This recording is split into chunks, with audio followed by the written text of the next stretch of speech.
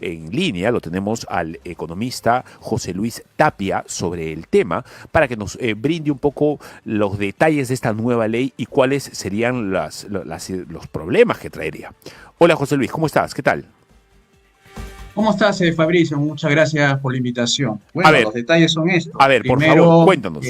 por el lado de la pensión mínima, ¿no? Que ese creo que es el que más llama la atención. Dice que con un límite hasta 8 UITs en consumos vía boleta electrónica, Ujú. uno puede tener unos 40 soles acumulados, que en total sería como el 1% de ese fondo que requiere más o menos 40.000 soles. O sea, ¿cuánto vas a agregar al final a tu fondo? 400 soles anuales, más o menos, 400 soles anuales, O sea, estamos porque es hablando de el 40 soles, un poco 1% menos de de 40 soles al ese mes. 8 UITs, ¿no? El 1% de las 8 UITs en un año. O sea, estamos hablando de 400 soles mensuales. Ahora, eso no quiere decir que todo lo que uno compre está con el IGB y el 1% incluido, no, sino que eso va a ser para todos aquellos que se tomen la molestia de dar su DNI y le digan Exacto, solamente eh, para compras por solamente recibos para por aquellos que, honorarios. así es, que referencian con su DNI. O sea, Perdón, todas las recibos compras. Y no todas las electrónicos, ¿no? compras ya sabemos que son con boleta. Es decir, tengo que gastar 40.000 soles para poder tener al año 400 soles. Eso es lo que te están diciendo. Eso sí, Tienes que 400 comprar soles al año, 40.000 soles exactamente, en son boletas en de total. venta electrónicas para que te den 400 soles más a tus AFPs, lo cual significa 40, casi 40 soles mensuales. A ver, es una broma. A ver, Sí, no, eso, o es sea, una la burla en la cara novedad de todos es que nosotros. pudo haber sido más, ¿no? Si no le hubieran puesto ese límite. O sea, le han puesto pues 8 IT, entonces ahí el tema es quiénes se van a beneficiar. O sea, vas a tener que consumir pues 4.000 soles más o menos mensuales, ¿no? Para sumar a esos 48.000 en total. O sea que es muy, muy ilusorio pensar que con un IGB de 1% vas a tener ya tu fondo retirado. En Correcto. realidad esa es una novedad, pero no es, con eso no se soluciona el problema. Va a tener que ser por el otro lado, es decir, cuántos son los ingresos que vas a percibir para luego de ahí te hacen el descuento vía planilla y de ahí recién se va a acumular en tu fondo. Pero eso va a depender cuánto ganes mensualmente, porque acá tú sabes que los ingresos promedios están en 1.700, 1.800 soles. Entonces, si tú le sacas a eso el 13%, entonces estamos hablando, pues son sumas muy pequeñas y ese es el fondo del problema, es que no arreglan el lado que deben arreglar para que las personas puedan tener buenas pensiones. Y ese es el trabajo que no ha hecho ni el gobierno, ni el Congreso, y ni este gobierno lo va a hacer porque está enfocado en otra cosa. Entonces no solucionan el problema y los congresistas tampoco tiene, creo, la hoja de ruta, ¿no? La hoja de ruta no está bien diseñada por ellos. Por eso que esa reforma es muy A criticada, ver, criticada por donde tú lo veas. José Luis, ¿cuál es el otro punto en discordia, en cuestión? Bueno, el otro punto es, a ver, si estamos hablando de que las pensiones tienen que llegar para que todos tengamos posibilidades de vivir de esas pensiones a partir de los 65 años, es cuántas personas se van a beneficiar con esta nueva ley. Y hasta lo que nosotros sabemos, y como no han hecho nada de reformas, entonces solamente se van a beneficiar un 13, 14, otros dicen 20% del total de trabajadores en el país. O sea, 3, 4 millones de personas, de 17 millones de personas van a tener esa José Luis, oportunidad perdóname. de poder ser beneficiados. ¿Cuáles son ¿Sí? las O sea, eso críticas? es algo inaudito, ¿no? Sí, claro. A ver, una de las principales críticas a la ley, José Luis, hasta donde entiendo, a ver, explícamelo y profundiza, por favor, en el tema, es este asunto de que los menores de 40 años ya no van a poder retirar en la totalidad de su fondo una vez que cumplan los 65 años. Es decir, el que a la fecha tiene menos de 40 años, a ver, no tiene ninguna posibilidad de que cuando sea casi un anciano y esté por cumplir los 65 años, piense que va a poder retirar su plata. No. La AFP parece que va a seguir Sí, administrándola ¿hasta cuándo? Hasta que se muera, dándole una pensión de ¿cuánto? De 600 soles o sí. algo así. Sí, tú sabes que esta ley se acompañó con el no retiro, ¿no? O sea, está condicionado a que no se va a retirar de aquí para adelante. Pero toda ley se puede modificar, o sea que no le veo todavía por ahí ese lado, sino por decir la intencionalidad de la ley es castigar a los que están de 40 años para abajo, porque no van a poder retirar como nosotros podíamos hacer con ese reja que se llama retiro extraordinario, jubilación anticipada, era el 95.5% del total de tu fondo lo podías retirar una vez que llegues a los 50 años. Pero ya con el caso de los jóvenes de 40 para los que, o sea, los que tienen 40 años, todos los que tienen 40 para abajo, no van a poder hacer uso de ese 95.5% si se quieren, digamos, jubilar anticipadamente. Entonces está cerrado cualquier posibilidad de disponer ese 95, ni para tu casa, ni para tu auto, ni para nada. O sea, ya que se olviden de ese dinero porque no lo van a ver hasta cuando tengan ellos 25 años después, o sea, 40 más 25 son 65 años recién a partir de ese momento que piensen en que ese sistema. Pero Fabrizio, mira, tú sabes que esto de la ley puede generar noticias y estamos muy bien con esto del análisis, pero también puede venir otro gobierno, otro grupo de congresistas y dice, vamos a deshacer esta ley de la reforma. O sea, al final vamos a quedar en nada porque no se toma en serio bien lo que se debe hacer. ¿Qué cosa es lo que se debe hacer con las AFPs entonces, José Luis, desde tu perspectiva?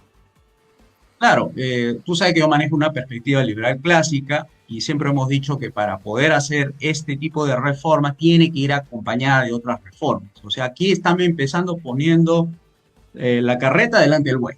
O sea, están haciendo mal para comenzar. Esto no es un juego de niños. Esto hay que hacerlo con criterios bastante. Entonces, ¿qué es lo primero que se tiene que hacer? Primero, asegurar que las personas tengan los ingresos suficientes o vaya creciendo sus ingresos para que a su vez sus aportes también crezcan y en el tiempo tengan el fondo que le permita vivir dignamente con pensiones no de 200, 300, 400, sino que sea 5.000, 6.000. Y eso significa hacer reforma económica. Y con eso desaparece también ese hándicap que tiene esta ley. No tienen cómo integrar a esos 14 millones de trabajadores que no cotizan, no descuentan, no figuran en planilla, no tienen derechos sociales, nada, absolutamente nada. Entonces, con una reforma económica que se hace en paralelo con la reforma de pensiones, puedes lograr hacer que esa pensiones crezca, porque todo depende de tus ingresos. Y si tus ingresos son bajos, vas a tener pensiones irrisorias.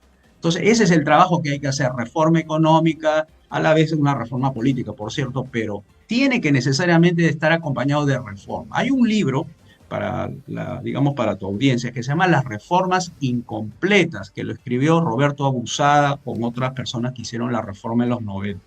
Y ellos han señalado que esas reformas que se hicieron en los 90 están incompletas, es decir, no se han terminado.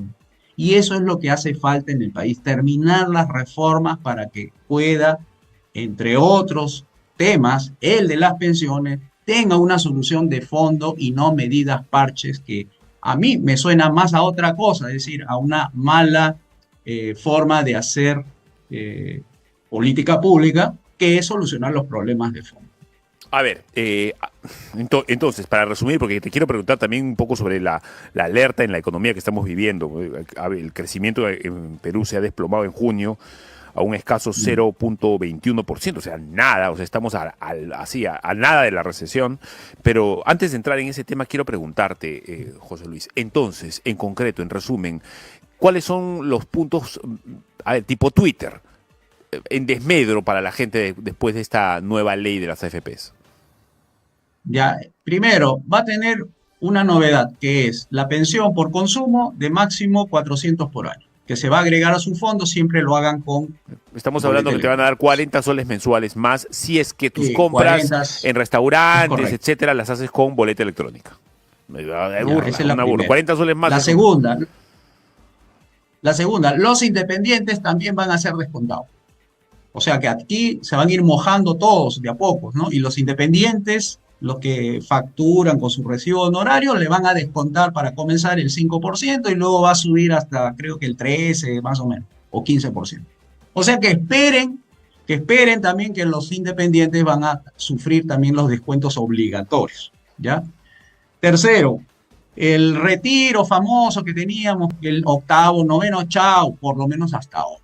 hasta que otro Congreso derogue la ley de las reformas. Creo que esto va a ser derogado, yo eso sí lo doy por hecho. Cuarto, los jóvenes de 40 años o los jóvenes adultos, digamos así, de 40 para abajo, no van a tener oportunidad de retirar nada, ni 95%, así se jubilen a los 50, nada. Tienen que Absolutamente va a esperar hasta quedar los cerrado esa 65 para posibilidad. recién hacerlo, ¿o no? ¿Perdón? No lo ¿Tienen que escuché bien. esperar hasta los 65 para hacerlo o tampoco? Sí, sí, hasta los 65 para adelante va a poder hacer. Bueno, Después, los que, digamos, a ver, hay una pensión mínima que le están poniendo a este tema, 600 soles. Bueno, esa es otra novedad, pero que va contra el mercado libre, el gobierno limitado. correcto. Y eso va a tener que asumirlo el gobierno, porque las pensiones que ahorita están recibiendo en promedio la gente con intermitencia laboral, eso va a ser 200 soles, 300. Entonces van a tener que poner la diferencia entre 200 y 600, 400. Es un platal, Fabricio. Yo no sé, con los robos que hay dentro del Estado, los 22.000 millones, no sé cómo van a hacer para poner esa diferencia, porque ya no van a conformarse con la tasa Netflix, ahora van a inventar otros impuestos para seguir recaudando. Y el déficit fiscal sigue creciendo, o sea, quiere decir que cada vez se va quedando con menos dinero el gobierno para atender los gastos que se supone debería ayudarnos a todos a encontrar buena educación, buena salud y todo eso. Bueno, se va el dinero en otras cosas menos en eso, ¿no? Entonces, ese es el problema del asegurar los 600 soles de pensión mínima, que no va a haber cómo financiarlo. Y si va a buscar financiamientos, nos vamos a tener que endeudar de nuevo, haciendo crecer la deuda externa, que ya debe estar por los 32.000 millones, lo que Fujimori quiso bajarlo en los 90, que era Ajá, 40.000, lo bajó a 20.000, ahora resulta que con los últimos gobiernos lo han vuelto a subir la deuda externa. Entonces, todos entiendo. vamos a tener que pagar impuestos a futuro para pagar esa deuda. A ver, José Luis, una pregunta rápida para pasar a nuestro siguiente invitado, pero quiero hacértela porque eres un capo en esto y quiero que nos lo expliques así como para que lo entienda mi mamá o mi abuelita que está en el Cusco ahorita escuchando Betel Radio 100.1 FM en todo el territorio nacional. A ver, la crisis financiera, si ya no hay crisis, si es que no hay crisis financiera hoy, es inminente que va a haber. El crecimiento en el Perú parece que se ha estancado o se va a estancar hasta el 2028, a pesar de que hay inversiones en el país. ¿Por qué? Porque, por ejemplo, el crecimiento en junio se ha desplomado a un escaso, a un magro, ridículo 0.21%, tras todo lo que parecía 2 meses de éxito. Moody's se mantiene firme en su proyección, parece que vamos a crecer, dice Moody's, al 2.7% para el 24, etcétera. ¿Estamos con una economía frenada? A ver, las inversiones mineras no van a evitar el estancamiento económico, parece. ¿Qué opinas tú sobre esta perspectiva? Si el gobierno tiene la posibilidad de sacar Tía María y no lo hace, que se olviden de las inversiones mineras, ¿ya? Porque ese es el punto de inicio de las inversiones. Si lo puede hacer con Tía María, lo puede hacer con Toromocho, lo puede hacer con los otros proyectos que están detrás de ellos. Así que primero veamos ese punto, ¿no? Porque ya, ¿cuánto ya? 10 años tiene Tía María que no sale, no sale y no sale. Entonces, la inversión privada, las grandes de las mineras, empujan la economía, pero no es la única fuente. Las otras son las exportaciones, las otras es el consumo de la gente y el otro Ajá. es el gasto del gobierno. Olvídense del gasto del gobierno porque eso no se ejecuta rápidamente, eso demora.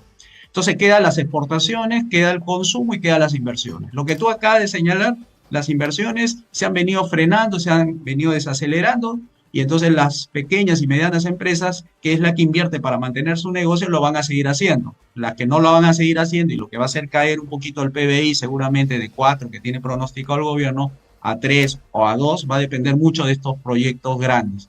¿Qué otro proyecto grande puede venir? El de Corillo, el de Arequipa, que ese es el que también El quiere segundo competir muelle. contra Chancay.